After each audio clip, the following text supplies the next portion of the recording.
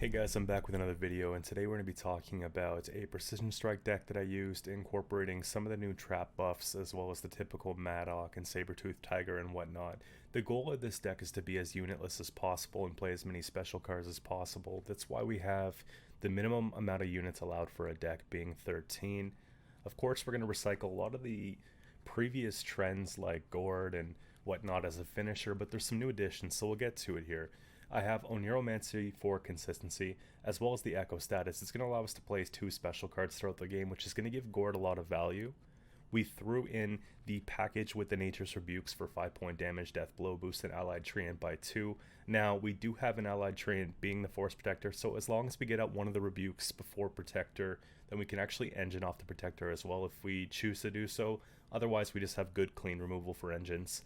And that's going to make us have another special card added to the deck. So all the units in this case are surrounded by units that are working with special cards. You'll see a common trend here.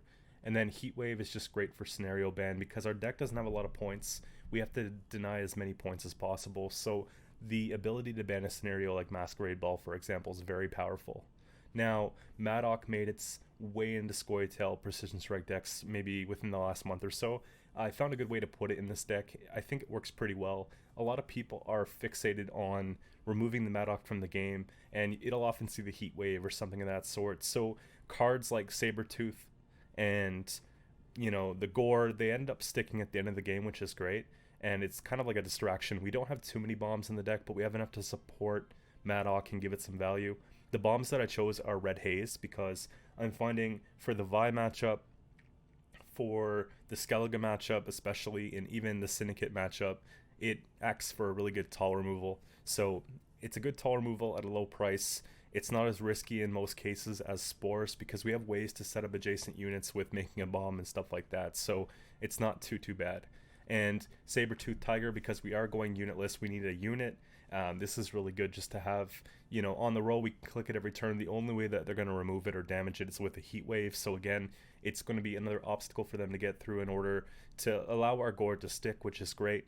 Now, we need Swarm Control, and I actually had a pretty good matchup against AQ or Arachas Swarm, and, we're able to remove all the units from the board if they're played to 3 with the Yen. However, if we're playing in Skellige, for example, we can pull it with the Isengrim's Council, get it boosted to 5, and then just kind of tutor down all their cards to get them to 5 as well. And we have a really good opportunity to remove Bear Witchers, Iced, maybe Gourd, and, just a few others. So it makes a lot of sense, the long ships, if they're not damaged. So Shiro actually plays very well in this deck. Now, one of the different things is adding Hattori. Now, the old precision strike deck, the one that you might see a lot in tournaments in the past and things like that, it's running Curse of Corruption, which is 9 provision.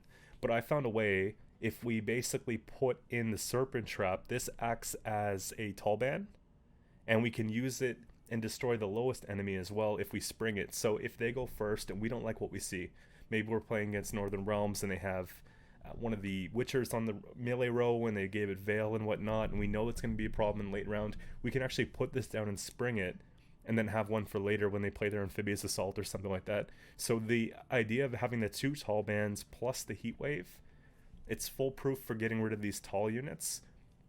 And then we have plenty of engine removal and shorter removal in the deck as well.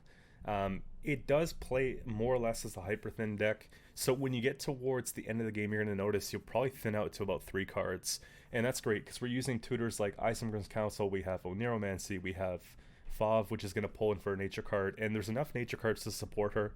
We have the Tempering that's going to boost the Pyrotex to eliminate the damage that we're taking. Also, it's just a safe goat, so if we pull both Rebukes in hand and we have Isengrim in hand, we at least have one more so that it can hit. It's not playing for nothing. Gourd in this deck is designed to play around, it depends. I mean, more often than not, around 14, 15 points if we're playing a lot of our stuff here because we have a lot of specials. Now, the traps don't, encourage the Gourds, so these don't work towards the Gourd's total value, but the cost of opportunity is just better. Like, I do like this, just even if it's not contributing to Gourd, it plays just for so many points by itself that it's worth having. One of the weird things that I decided to throw in a little bit of a curveball is Xavier Lemons. So we have the ability to banish an opponent from the a unit from the opponent's graveyard every single turn.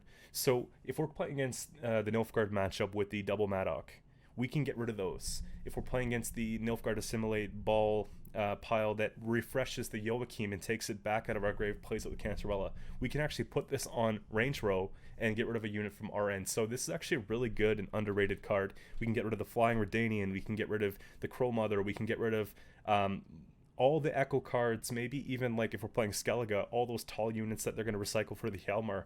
And the fact that this got a provision buff from 8 to 6 and it has a 6 body to it, it's really good. And for what it's worth, I mean, there's pretty well a card in every single matchup at least that we can get rid of. Now, a lot of people are using Squirrel instead, but I just think that the versatility of this, being able to use it on both sides, is really powerful. So we tried it out, and I like the way it goes.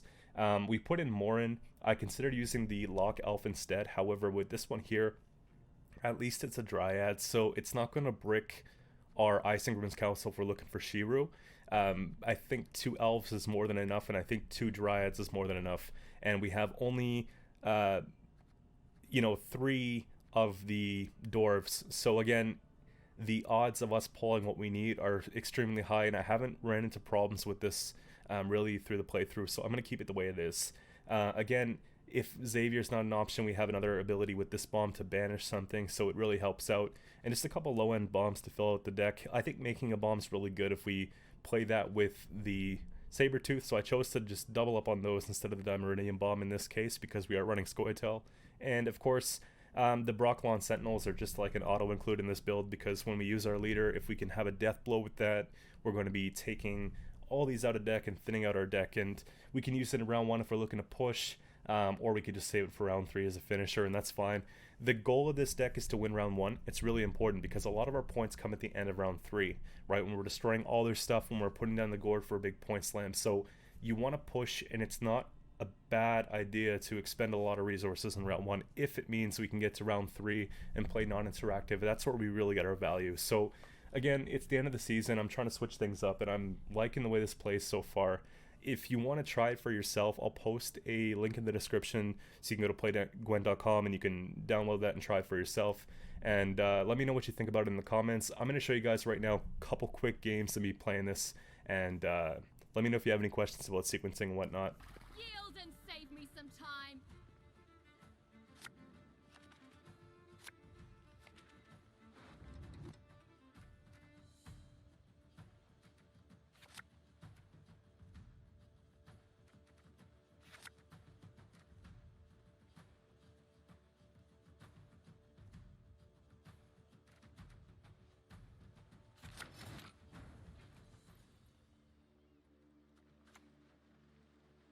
Haven't you seen a fuse lying about, have you?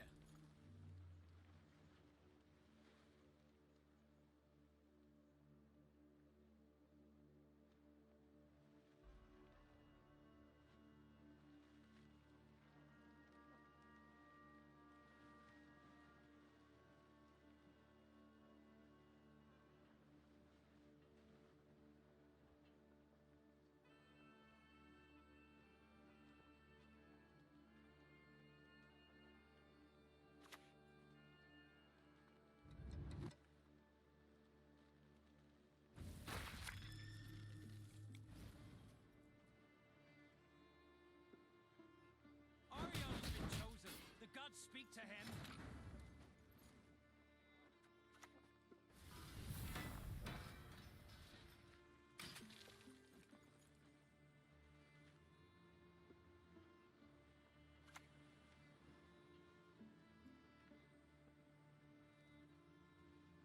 Bury corpses?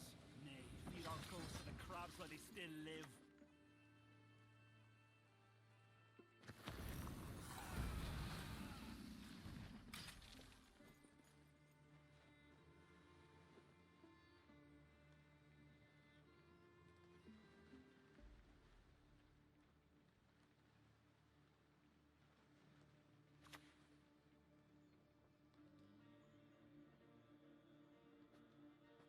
Burn the homes, fell the trees, edit it shiny, plunder!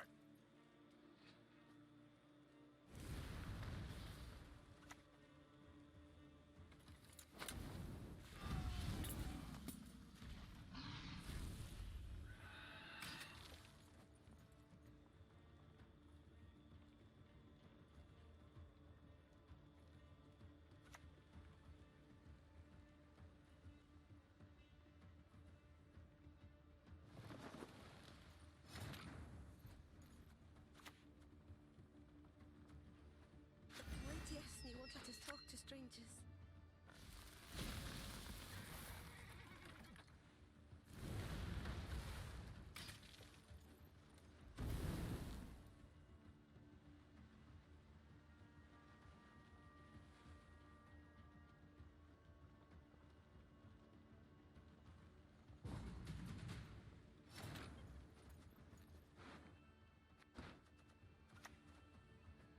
Nice cars? No, they don't hurt.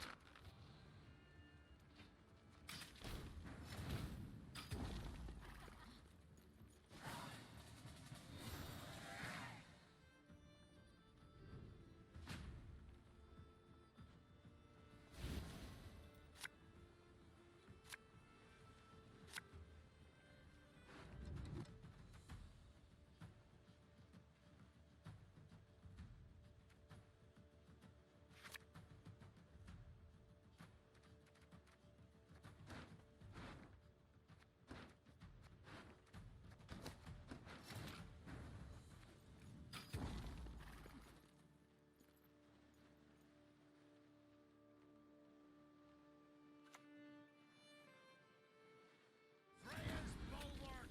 That's what we are!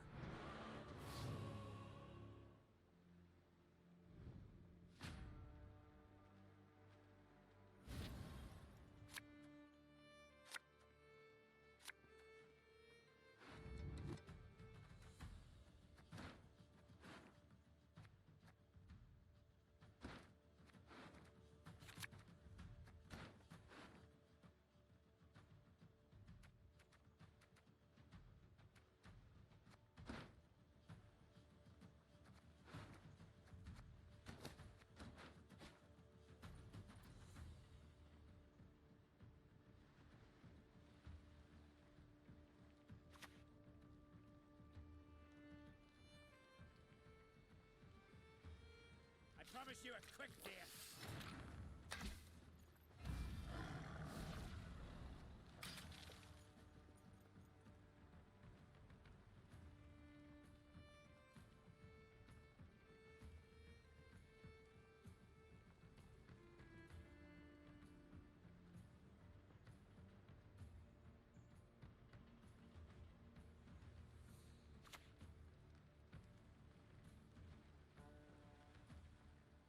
I once lopped off 3 heads with one blow.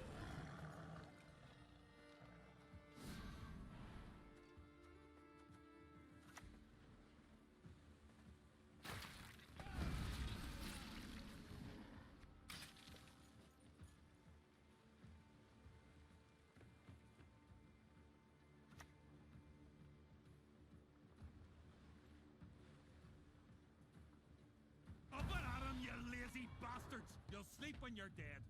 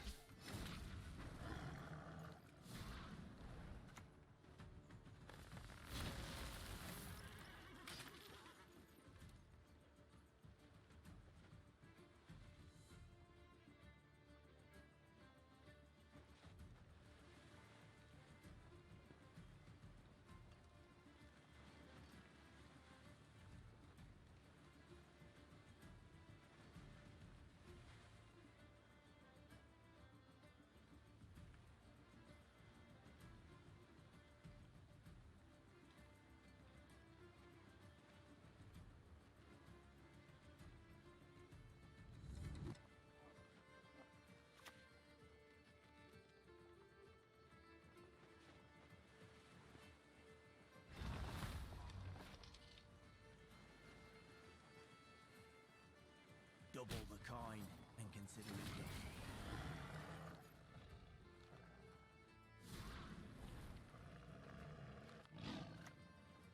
Customer is king.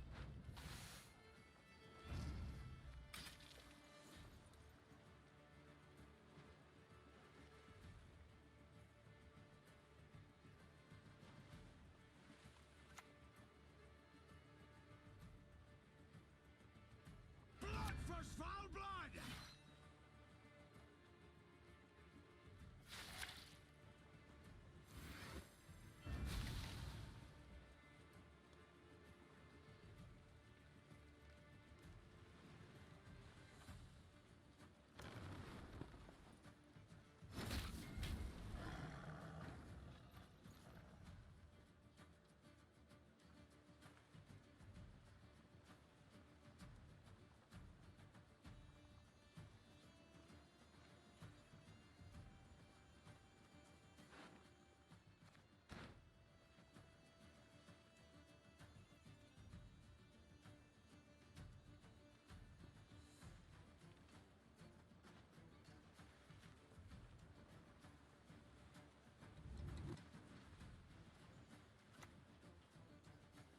Uh-oh.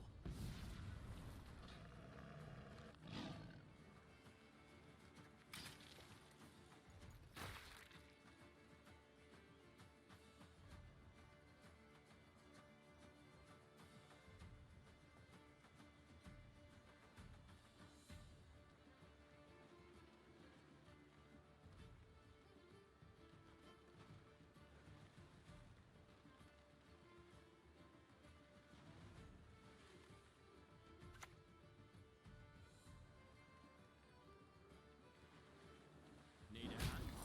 Just chop one off.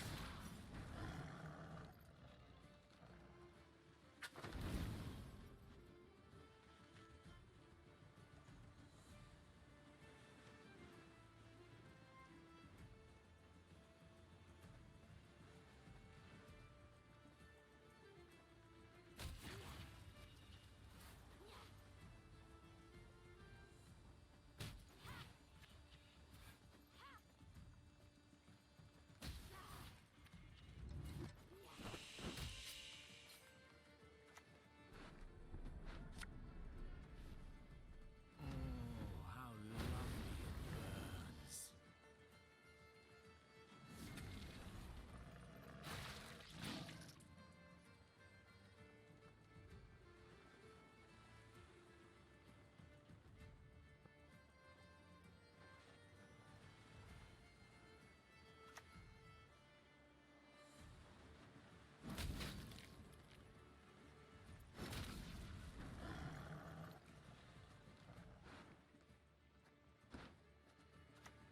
Fryhead Sparley! Manticore venom should do the trick.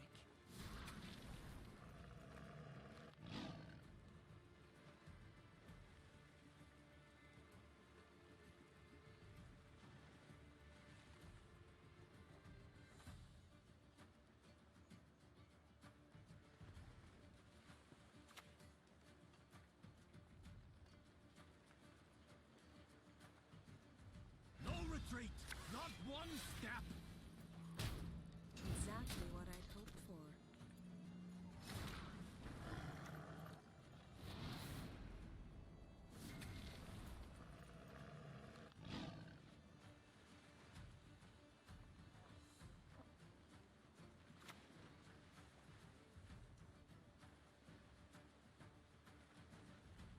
Who wants to taste Skellige steel?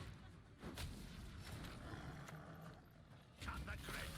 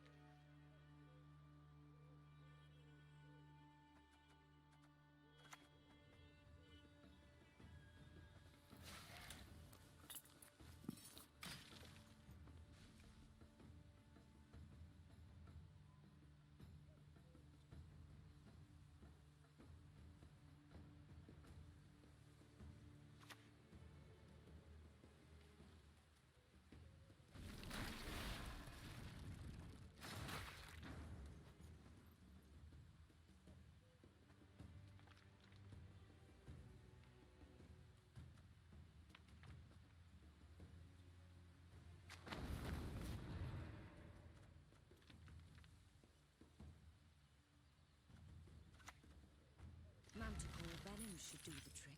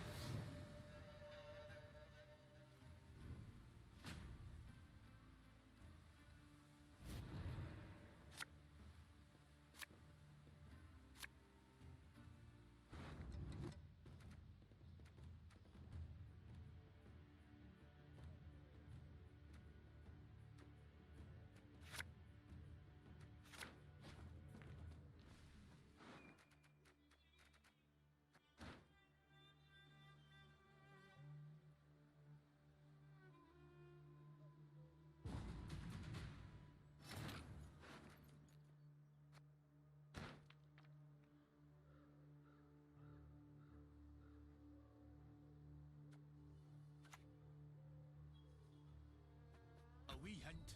Dinny jiggle this.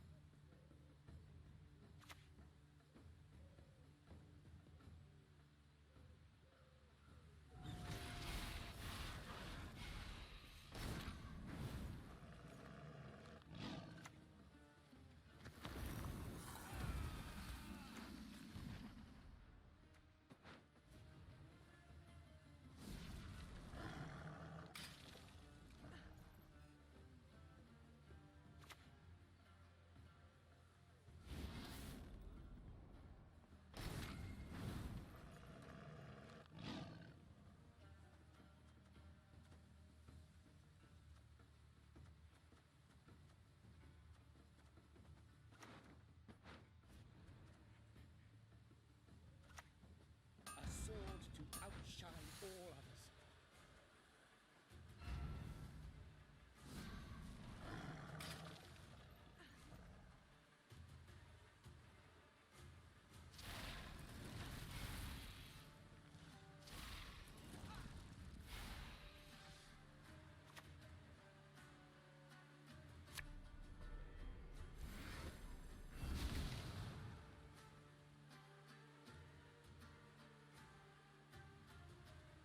There'll be nothing to pick up when I'm done with you.